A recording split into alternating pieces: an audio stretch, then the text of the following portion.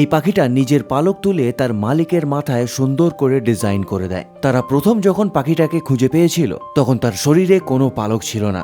আসলে এটা কারো পোষা পাখি ছিল। তবে পোষা পাখি যখন বাইরে বেরোয় তখন অন্য পাখিরা কামড়ে কামড়ে লোম তুলে নেয়। প্রথমে তো পাখিটা এই বাড়িতেও ভয় পাচ্ছিল, আর যখন কেউ থাকতো না তখনই গায়ে জল লাগাচ্ছিল।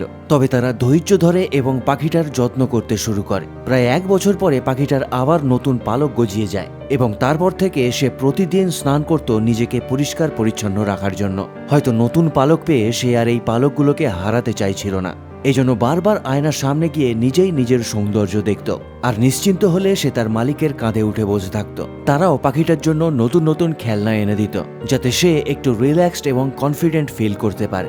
যখন সে নিজের একটা পেন্টিং দেখে সে প্রচন্ড পরিমাণে খুশি হয়ে যায়। তবে একদিন সে অদ্ভুত একটা কাজ করে। হয়তো সে তার মালিককে ধন্যবাদ জানানোর জন্য নিজের শরীরের সুন্দর সুন্দর কিছু পালক তুলে তার মাথাতে ডিজাইন করে দেয়।